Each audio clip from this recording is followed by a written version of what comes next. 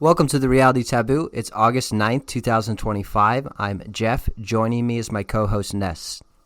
If you've listened to The Reality Taboo, you've heard Ness use the term Heritage American.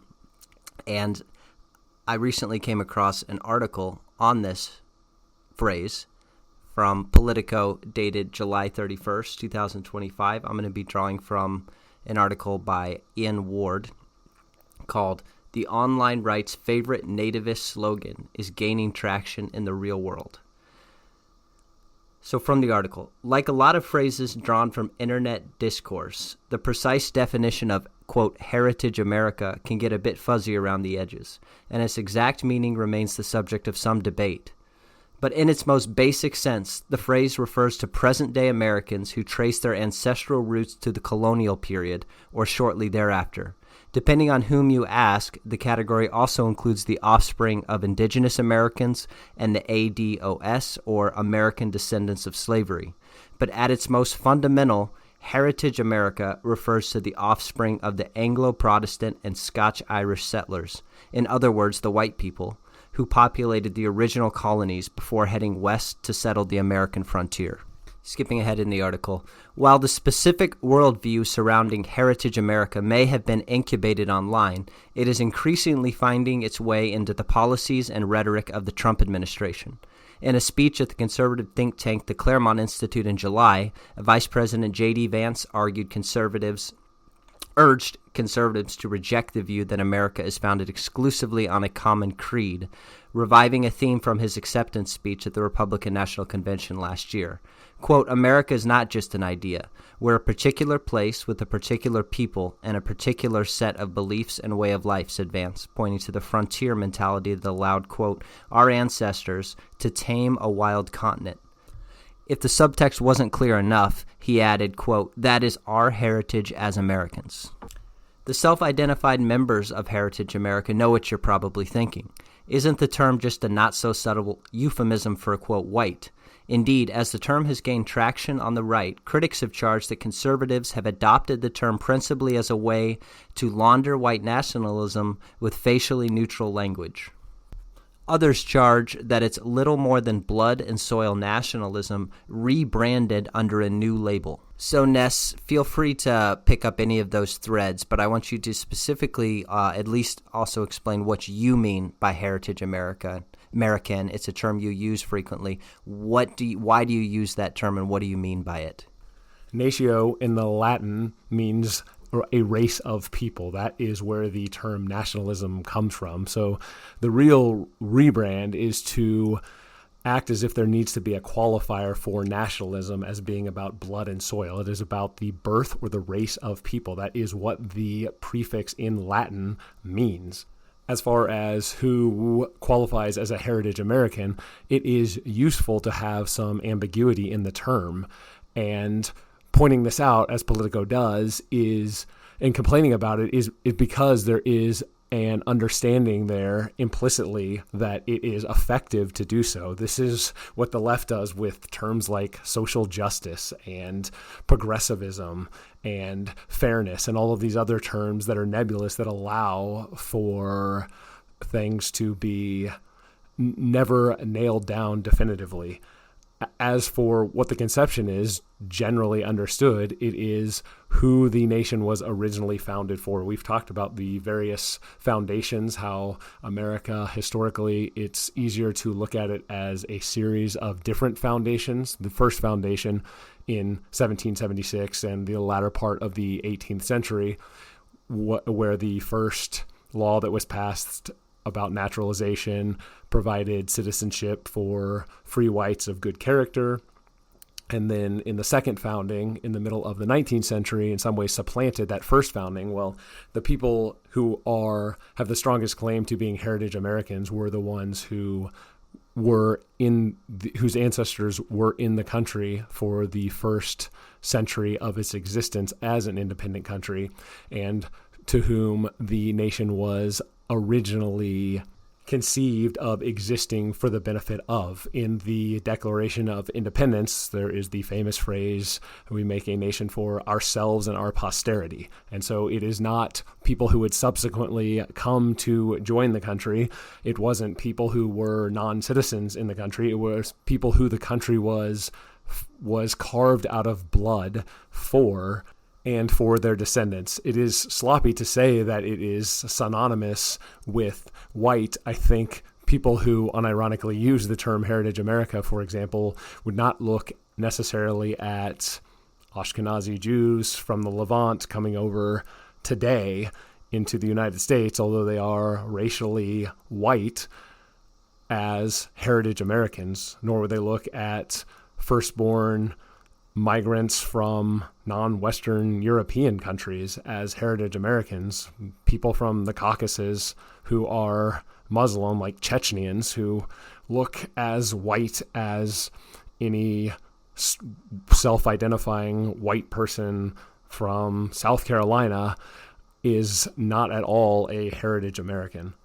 The existence of the term, having a shared term that people on the right broadly defined, particularly on the non-interventionist, more paleocon right to have as a unifying term, has utility in the fact that it, to use a leftist term, decenters the American experience from whatever the cultural cause célèbre is, whether it be migrants from south of the border or half-blooded black princelings like Barack Obama, or people of indeterminate ancestry and nationality who adopt a bunch of alphabet soup identifiers.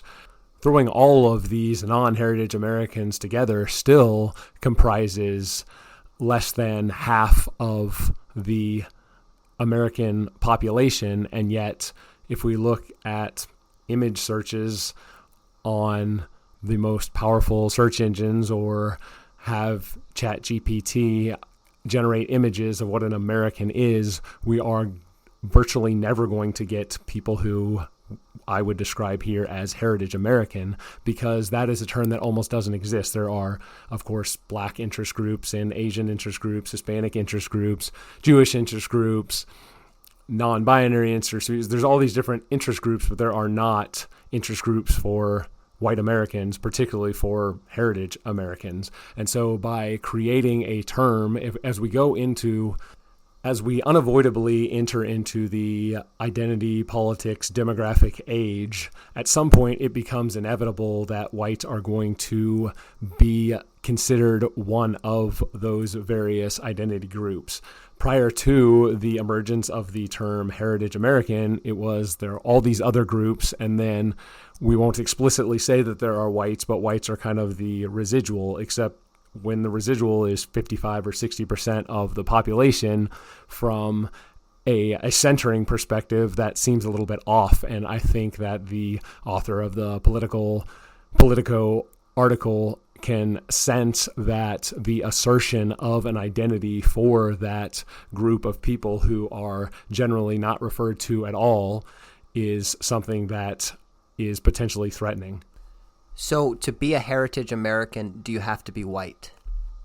Well, as I referred to previously, it is an intentionally nebulous term, and I can see an argument for saying that first, people who were here prior to, or who ancestors were here prior to the Mayflower, or the descendants of sub-Saharan African slaves who were brought over, became grafted onto the nation, and so are in some ways Heritage Americans in a legal or political sense. I don't think ultimately that is the intention. If we look at the definition that I used previously, which is effectively what the founding fathers intended for the country that they were founding to exist for, then those groups would not be part of it. But there was also an amendment process to the federal constitution that allowed changes to be made.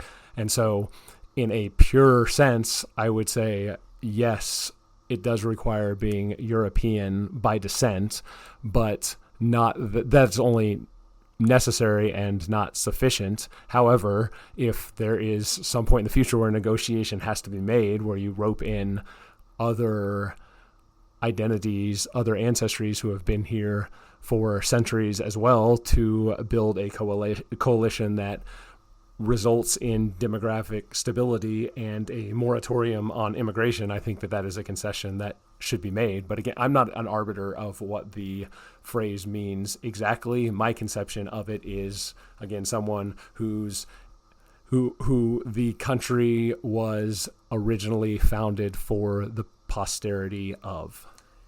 So the term as you use it, and that's part of what the article points out, the perhaps utility of the term is its ambiguity and its ability to mean different things in different contexts, and its difficulty in pinning down an exact definition. But it sounds like when you use the term Heritage American, it only includes white people, but not all white people. But you're willing to expand that in the future. But as of now, when you use the term, it just includes whites. So would you say a child of Polish immigrants who came here in the 1980s and had a child in the 1990s in America, and that child has grown up here, looks just as white looks like a normal white person, would you consider that person a heritage American?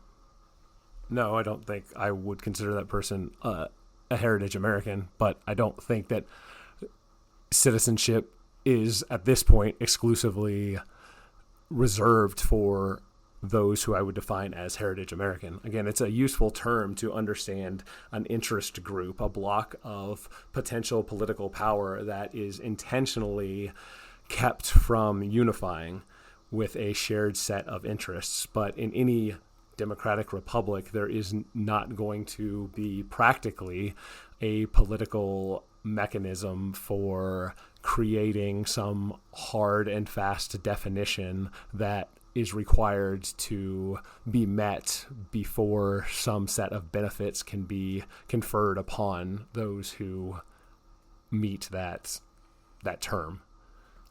I think white people are going to have to increasingly identify as white and look and see themselves as white people. So for instance, I know a Polish person who, they used to think that they had some sort of unique, interesting identity. They weren't just a regular white person. They were a Polish person with a unusual background, a different background than a lot of their peers. But as he's gotten older, he's realized that to everyone else, he's just a white person. There's nothing special or unique about him. He's just lumped into that category. And I think that's going to happen to a lot of white people. They're going to have to, whether they like it or not, they're going to have to start thinking in terms of their group identity as being white. Because if they don't, the non-whites are going to put them in that box.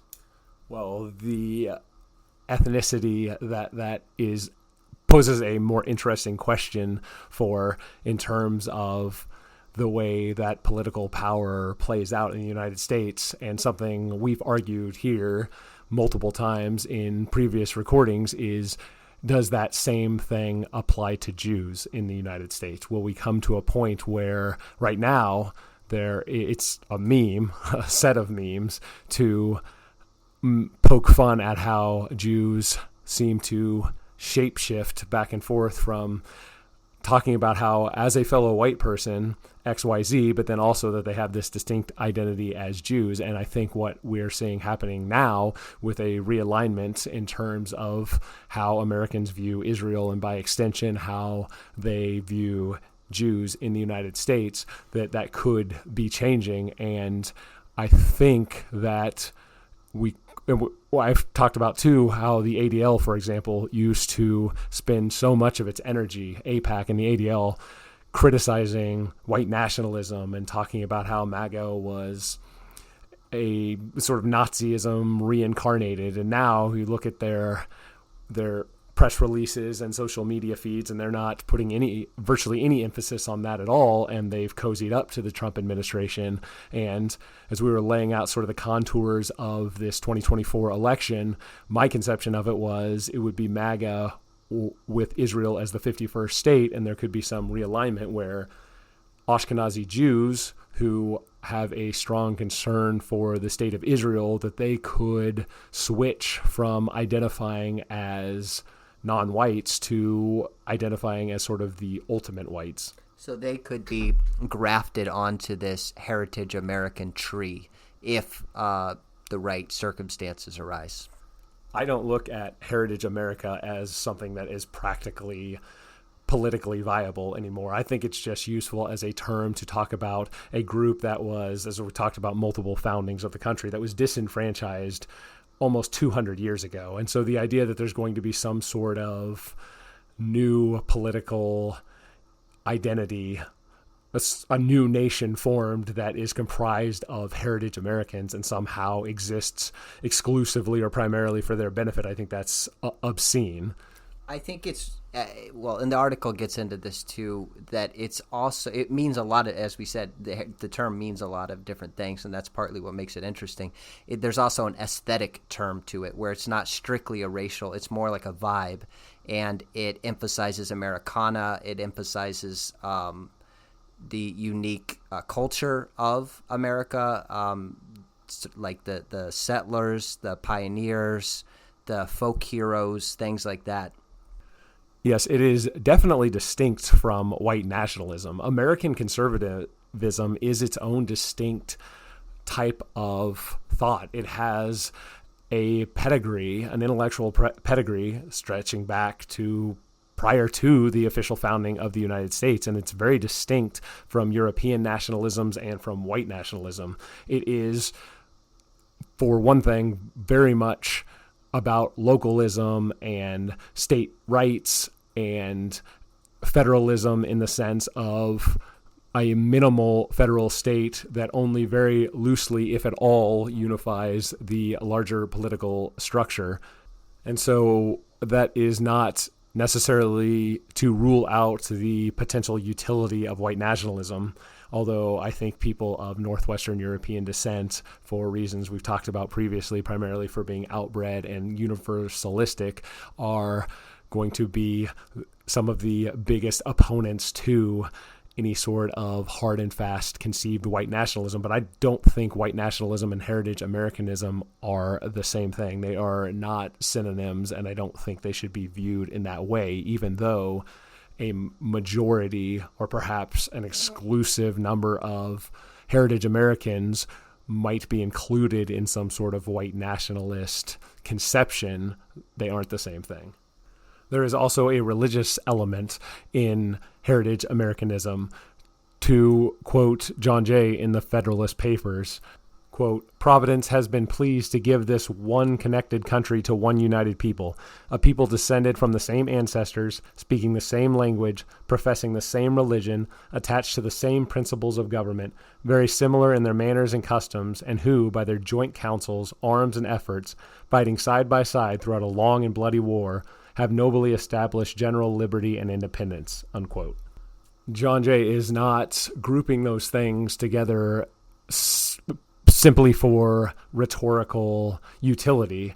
These things are difficult to disentangle. The people who have the same ancestors and speak the same language, who are attached to the same principles with similar manners and customs, tend to profess the same religion. And the religion he is talking about here, referring to here, broadly defined as Protestantism, maybe Anglicanism in particular, where Catholics would fall in his conception, I am not certain, but the white nationalist tent would certainly be open to Catholics and to pagans and to atheists in a way that John Jay's conception of what the country he was founding, who it was to be for, and how it was to flourish for ourselves and our posterity, would look more askance at those.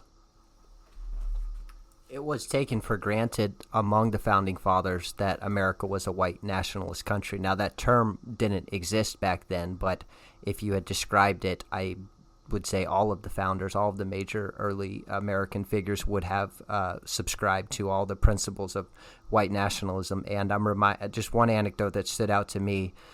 I remember Benjamin Franklin expressed concern about the number of German immigrants that had begun showing up in North America. And obviously they were white and probably mostly Protestant, although some of them could have been Catholic.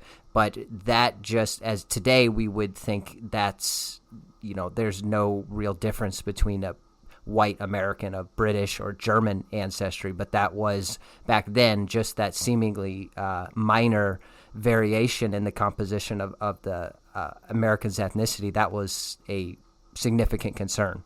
That is something white nationalists, advocates will state explicitly. I'm thinking of Gregory Hood talking about how white nationalism could never work in Europe for exactly the reasons that Jeff laid out there, and white nationalism in the same conception didn't work in the early years of America's founding, which is where we get the stories about opposition to Italian and Irish and Polish immigrants, not only because of their Catholicism, but also because of their Central and Eastern European conception, distinct from that of Northwestern Europeans. But for a host of reasons over the intervening centuries, that is no longer the case. It doesn't characterize white Americans any longer. For one thing, most white Americans, if they are even aware of their national European ancestry, are mixed across German and English, Irish, Italian, Dutch, just to name the 5 most common European ancestries in the United States, according to the U.S. Census. But in many cases, that is simply a guess or a familiarity with a certain grandparent being from a certain country. But it is highly unusual now, almost unheard of, I would say, for millennials and Zoomers who have ancestry going back centuries in the United States to be exclusively able to trace their ancestral heritage to Germany or to Great Britain or to Ireland. Going back to this Politico article, it also touches on something we've talked about at the Reality Taboo before, the idea of multiple foundings of the United States and the conflict between different types of nationalism. Originally, the nationalism was a sort of blood and soil nationalism, and as the centuries went on, America became increasingly a country with a creedal nationalism. And this article will get into some of the differences, and we'll discuss them. So quoting from the article, but as the frontier closed and America increasingly opened its border to immigrants from non-English speaking countries throughout the 19th century, new notions of national identity started to emerge. First was the concept of the, quote, melting pot, which posited that American identity is made up of an amalgam of different cultures. Then, with the onset of the Cold War and the passage of the Hart-Celler Act in 1965, which abolished immigration quotas based on national origin, the melting pot was replaced by propositional nationalism, the idea that anyone could become an American so long as they espouse certain ideals about freedom, liberty, and equality. And so that the terms propositional nationalism and creedal nationalism, my understanding is those are synonymous. So again, to restate what that means is anybody in the world, no matter what their race, no matter what their religion, no matter what language they speak, no matter what background they have, if they come to America and profess loyalty to a set of abstract principles and ideals, then they are just as American as somebody with who can trace their ancestors back to the Mayflower. And then getting back to this article, in the eyes of the Heritage America crowd, the emergence of propositional nationalism marked a fundamental redefinition of American citizenship, and one they'd like to reverse. And the article closes with this: all of which raises an important question. Is this picture of a vanishing America rooted in reality? Critics of the term have pointed out that the early American colonists, far from sharing a well-defined cultural inheritance, were actually bitterly divided along religious and political lines, with New England Puritans building very different societies than the ones imagined by Tidewater gentry in the South or by Ulster Scots in Greater Appalachia. To the degree that a distinctive American identity did emerge out of westward expansion, they add, it drew on various indigenous and immigrant cultures the settlers encountered along the way, or at least the cultures that those settlers didn't suppress or exterminate. So I think some of that is fair. Perhaps the John Jay quote overstated the unity of the American colonists for purposes of rhetoric to rally people with different beliefs and create a sense of unity. Maybe some of the differences were glossed over and de-emphasized. I think it's hard to argue that there weren't huge differences, like this article points out, between the Puritans in the North and the gentry slave-owning landowners in the South. And, of course, those differences continued to harden and metastasize and ultimately resulted in the Civil War, or the War between the states, about 90 years or so after the founding.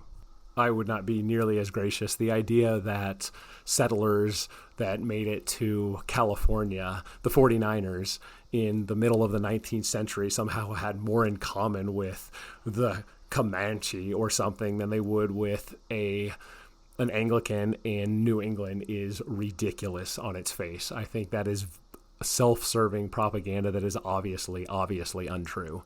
And as far as the war between the states, also in the middle of the 19th century, the seeds for that, of course, can be perceived as being planted by the inability of the country, the gaping hole, you might say, in the conception of the country that was supposed to be for free white men of good character, for themselves and their posterity, having a large non-European population contained inside of that structure.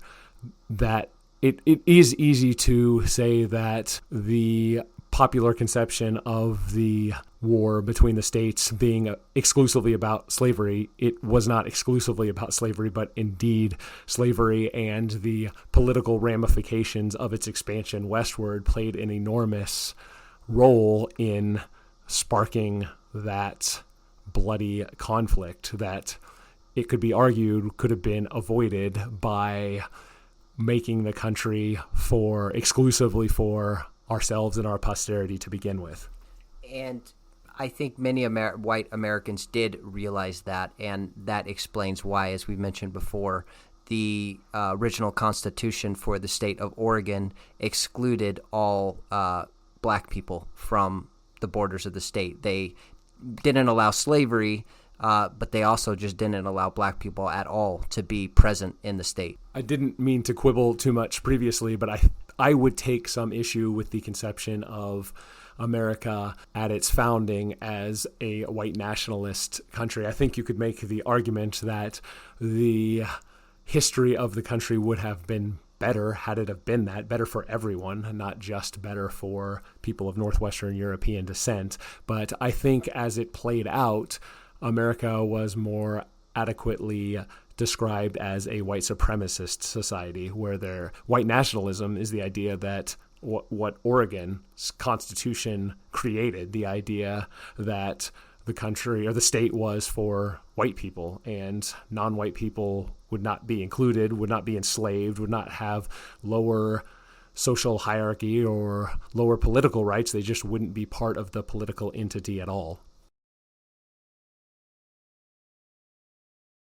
Before we leave this topic, I would like to briefly revisit the summation of that article, all of which raises an important question. Is this picture of a vanishing America rooted in reality? Well, that is begging the question. It is a democratic republic. That is the constitutional order that we exist under. And so there are political means of reversing the trend if it is viewed that your political power has been diluted, and that is effectively what is being celebrated here by gasping about the problem of Heritage America trying to have democratic representation and fretting about the fact that it's slipping away. Well, that is a political problem that potentially has a political solution. And the first step in that political solution is to understand yourself, if you are a Heritage American, as a Heritage American with interests and a strong claim on those interests, the strongest claim anyone can have in a national setting, given the history of America and the call to take up political means to restore that political right that was given to you by generations past. You're seeing parts of this debate play out today in the struggle over redistricting in Texas. Some of the Democratic members of the Texas legislature leaving the state to deny quorum for the Texas legislature to proceed on these redistricting plans.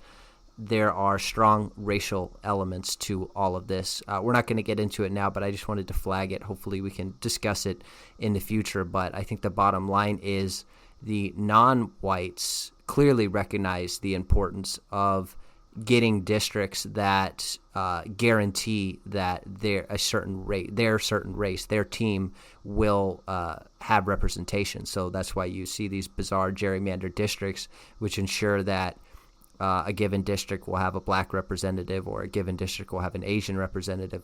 So it's taken for granted that blacks and Asians and Hispanics will have districts specifically tailored and designed to make sure that that race is represented. There's a glaring omission of a racial group where this same standard is applied, and that's, of course, to white Americans. And I think, and again, inevitably, this discussion of should eventually, one would think, that the same way that black people rally together and ensure that they have a district that includes them, that eventually whites will rally and make sure that a district includes them. So next topic is the fracas, the conflict between Tucker Carlson and Nick Fuentes. I think everybody knows who Tucker Carlson is, formerly of Fox News, political commentator for decades. Nick Fuentes is not as much of a household name, but he's a political commentator. He runs a show called America First, and he talks about politics, current events, culture, religion, things like that. And Tucker Carlson went after Nick Fuentes recently, saying he's very talented, he knows what he's doing, he's a good broadcaster, but he's basically a basement-dwelling gay loser. Tucker actually called him gay as a pejorative. And Tucker Carlson's is clearly that Nick Fuentes' main point is to discredit the right.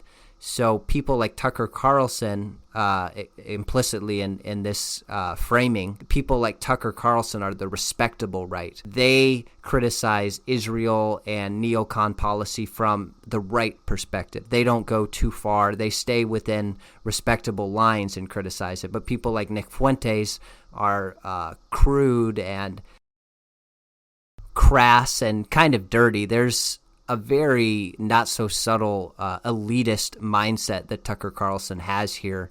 He doesn't explicitly say it, but the if you watch Tucker's comment, maybe Ness will disagree, but the thrust is that Nick Fuentes is just some prole from the suburbs of Chicago. He's gay, and he just exists to make people like Tucker Carlson look bad.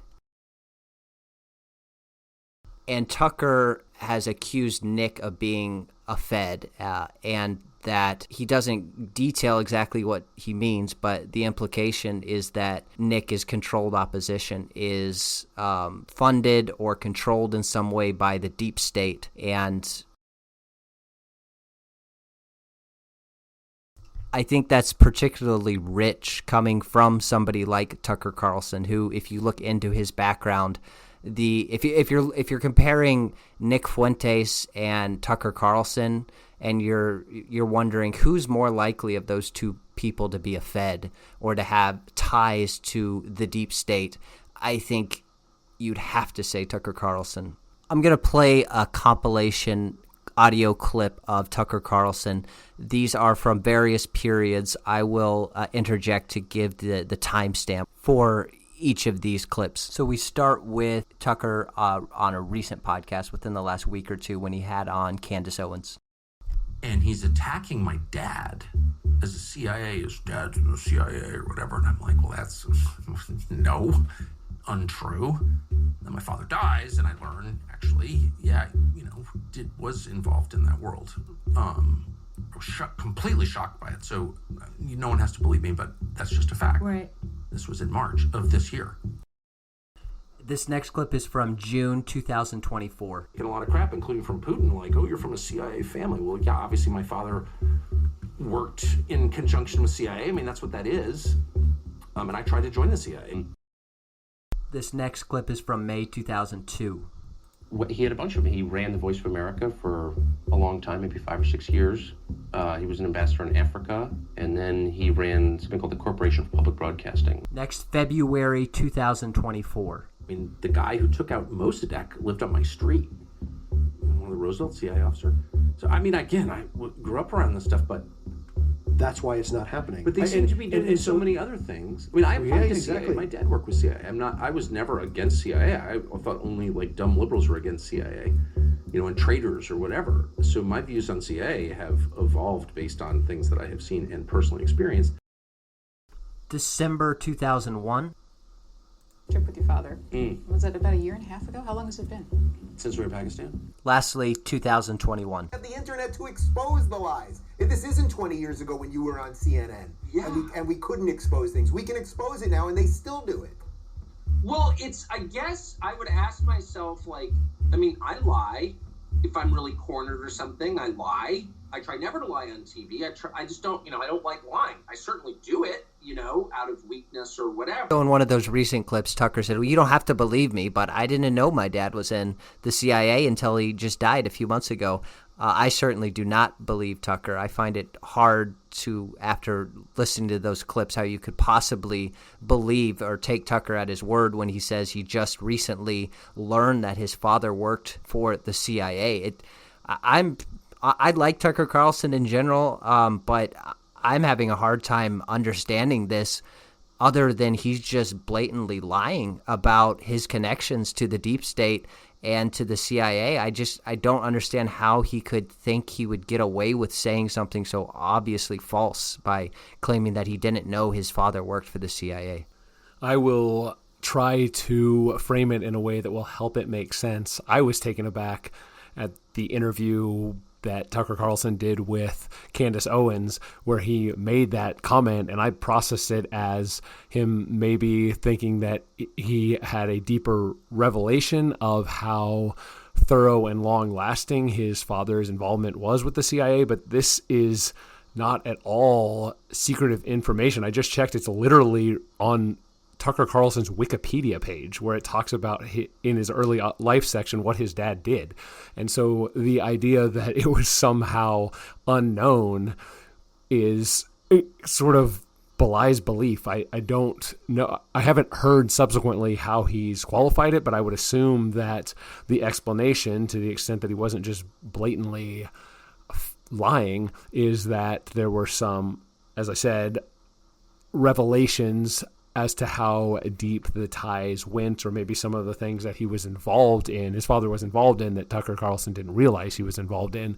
He understands the nebulous network of CIA cutouts, and there is plausible deniability in a lot of those connections. Departments like USAID were prime engines in that separation or plausible deniability, where effectively government resources are laundered through various organizations at the behest of the CIA without being able to directly be tracked to the CIA. And so I assumed that that's what he was talking about. But again, it is on Wikipedia where it talks about what his dad did.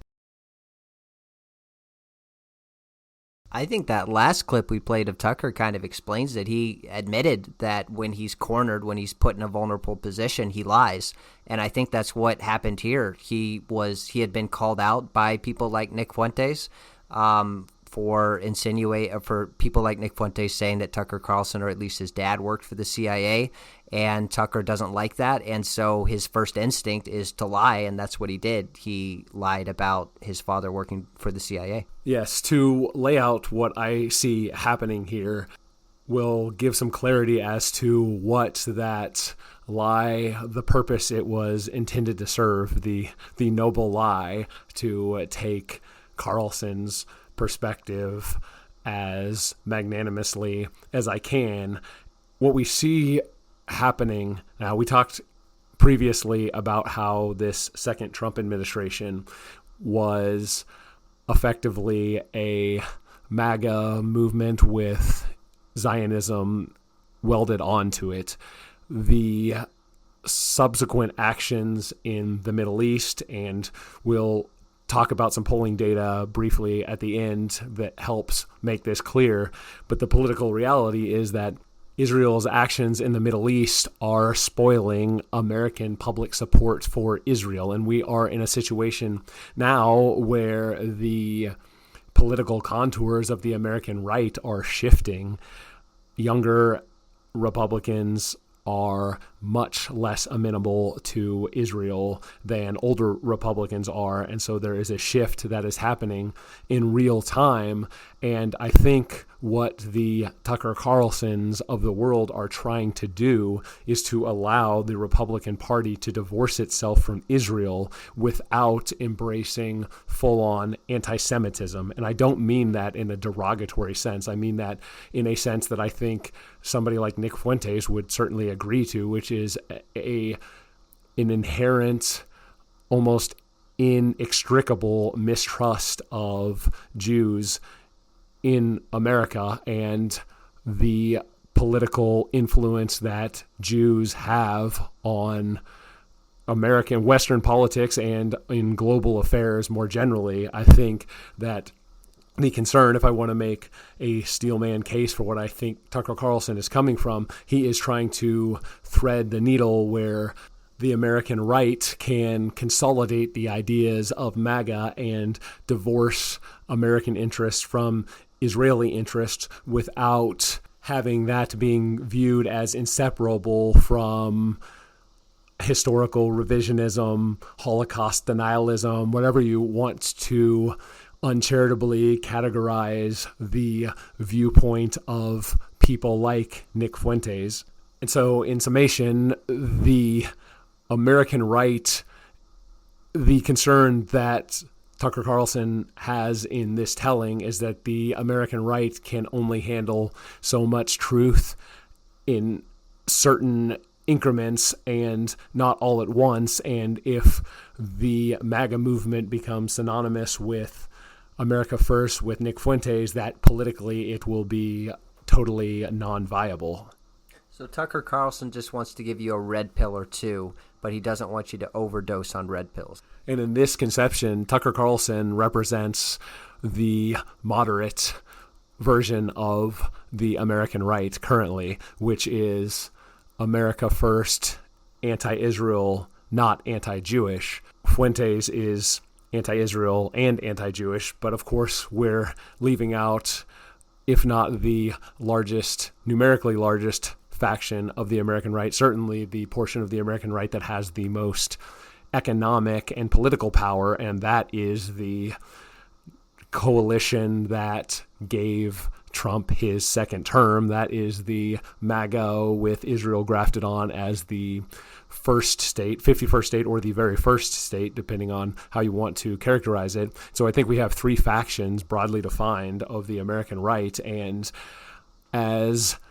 the show's resident black pillar, I can't help but think of Heraclius in the 7th century winning a historically brilliant victory against the Persians for Byzantium, and then having most of the Eastern Roman Empire be subsumed just decades later from Islamic conquest to the south. And that is a sort of pretentious way of saying what I see here is a splitting, a fracturing of the American right when the demographic time bomb continues to tick away.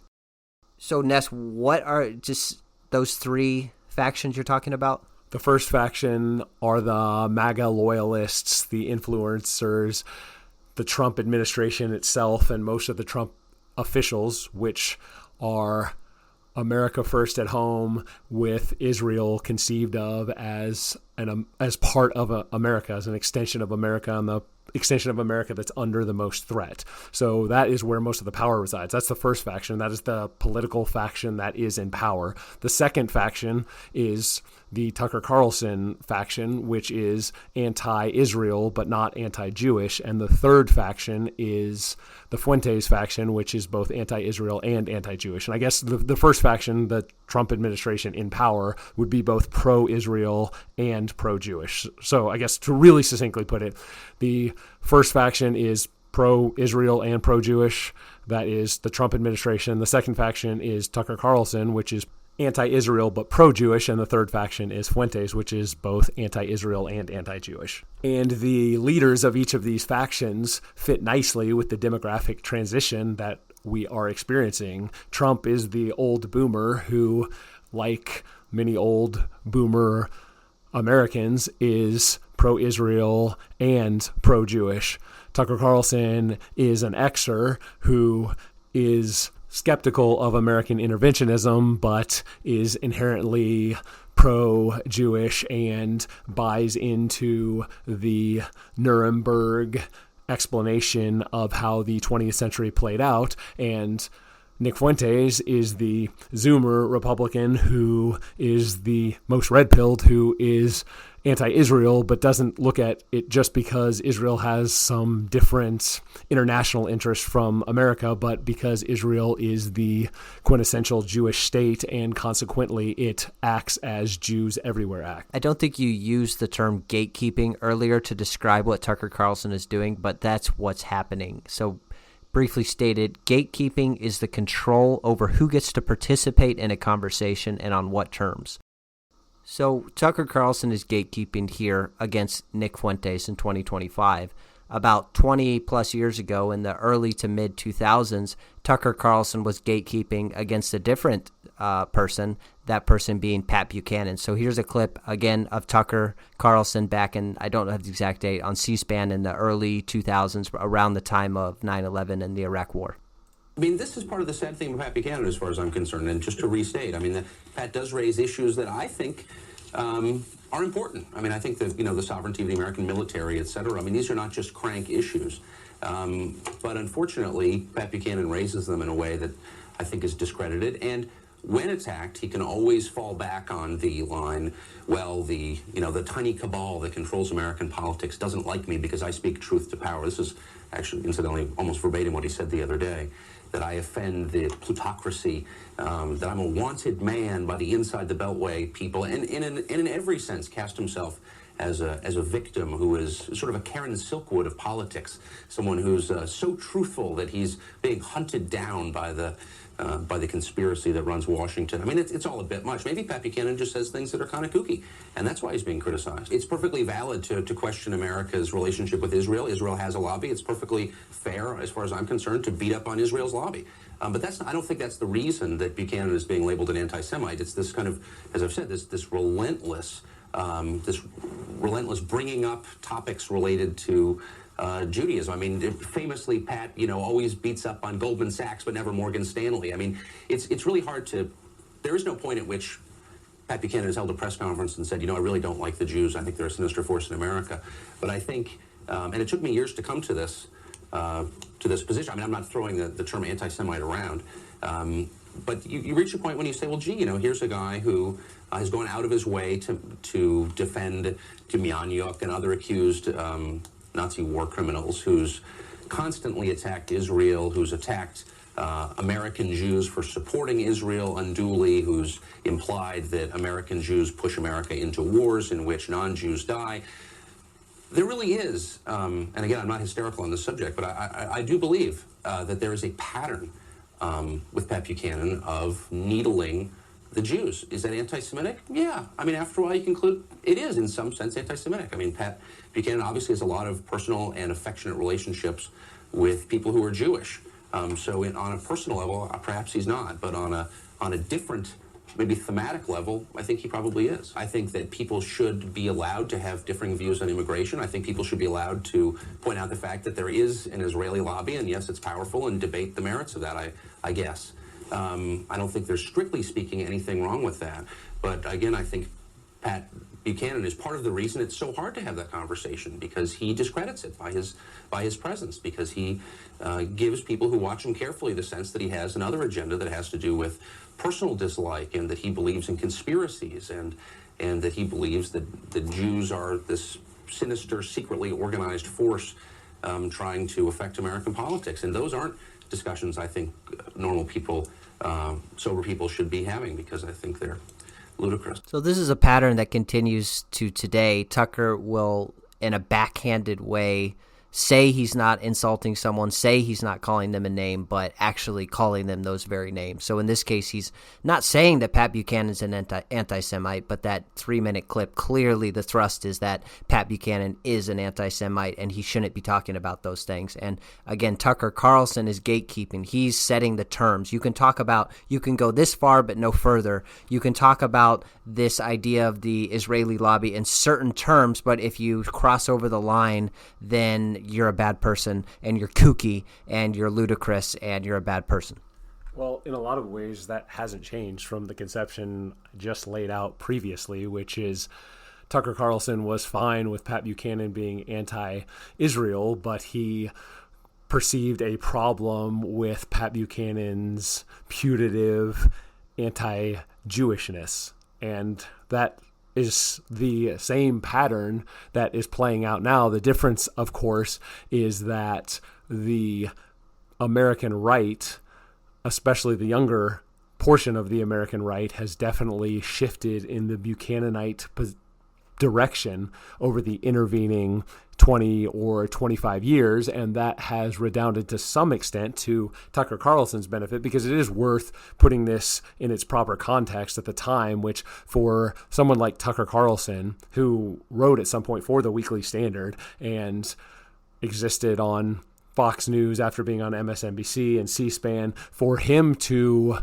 give even lip service, even if it wasn't particularly sincere, about the validity of criticizing the Israeli lobby was quite bold at the time. It seems pretty blasé by 2025 standards, but in the early and mid-aughts, to criticize the Israeli lobby could be career crashing. That is what almost happened to John Mearsheimer and Stephen Walt when they wrote the book, the titular book on the Israel lobby in, I believe, 2008. We'd be remiss, too, if we didn't note that subsequently Tucker Carlson apologized to Pat Buchanan for that. And so perhaps in the future we will have an apology offered by Tucker Carlson to Nick Fuentes. And Donald Trump is famously sparing with his apologies, but one of the very few apologies he's made publicly is apologizing for the nasty things that he said about Pat Buchanan. It'll probably be harder for Carlson to do that, and potentially even for Trump to do that if he lives long enough, because Pat Buchanan, by everyone's description, friend and foe alike, is the most upstanding gentleman with an impeccable personal character whose ideas are heavily echoed by Nick Fuentes, but whose method of presentation is very distinct from Fuentes. We'll wrap up by bringing some hard numbers from YouGov Economist. The survey organization has asked respondents going all the way back to early 2023, April of 2023, so several months before the October 7th incursion into Israel, asking Americans if they sympathize more with the Israelis or the Palestinians. We're going to take a look at the net favorability towards the Israelis or the Palestinians over time for all Americans, for Republicans, and for Democrats, because the strong shift in the favor of Palestinians and away from Israelis is something that has happened fairly recently, for more than the first year of the conflict, if that's what you want to call it, the Israeli action response plus to the Hamas attack on October 7th of 2023.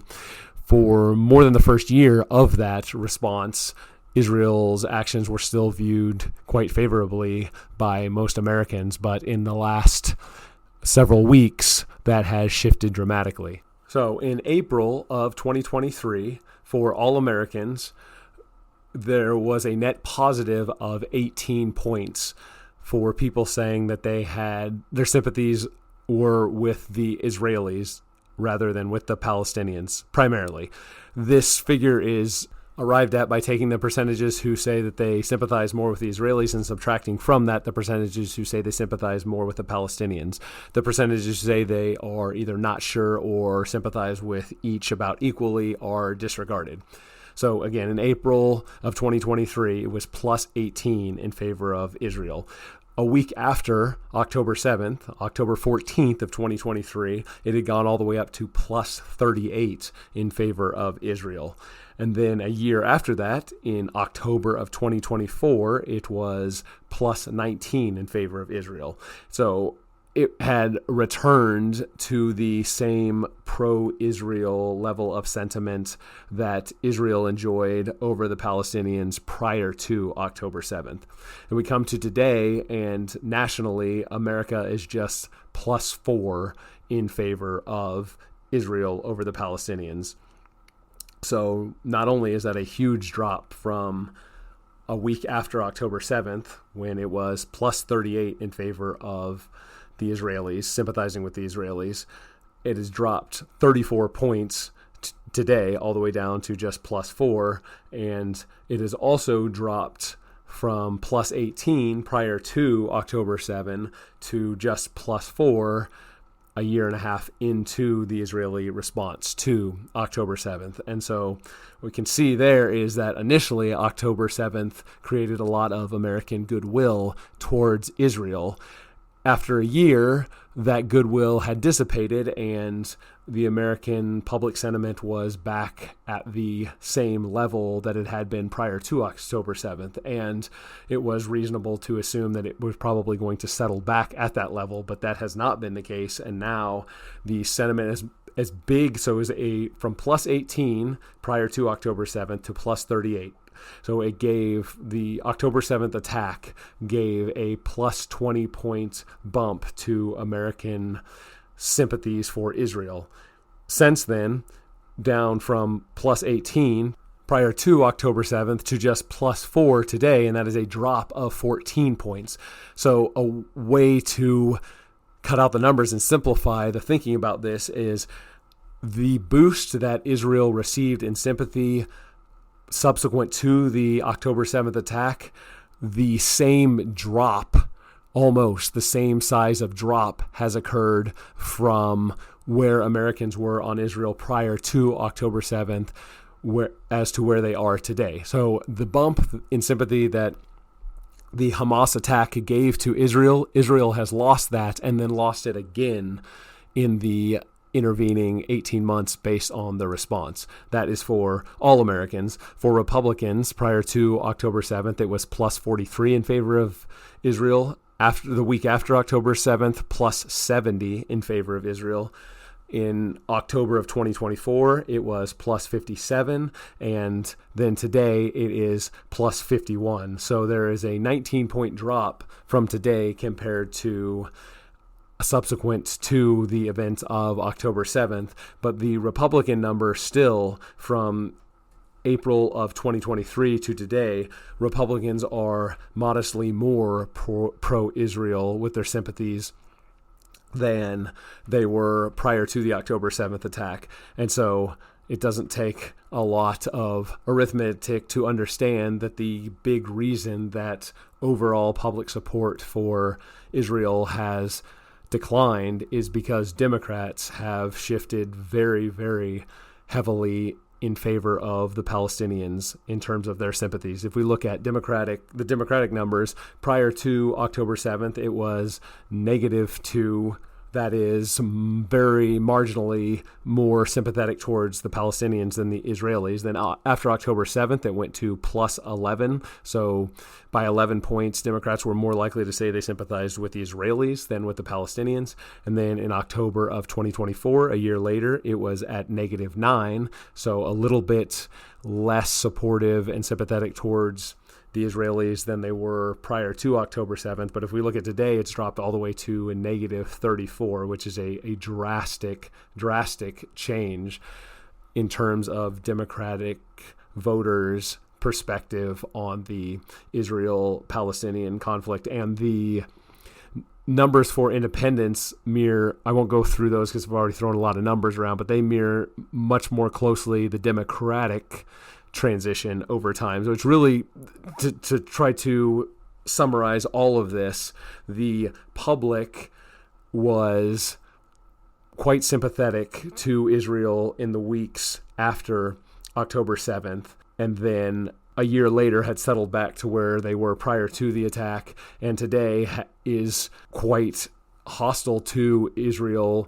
vis-a-vis where American public sentiment was prior to October 7th. And that is due to Democrats and independents souring drastically on Israel over the year and a half, while Republicans, though their professed sympathies for Israel have dropped from the spike that they were at following October 7th of 2023, Republicans are still generally quite supportive and sympathetic to Israel. But this has always been the great fear, the great AIPAC fear that maybe they're coming to terms with now, and as we've talked about previously, may have something to say about how the American political landscape changes. But Israel has always been a bipartisan issue in the corridors of power, and we are seeing, at least at the grassroots level, and more, at least in terms of what they are willing to publicly say, that could be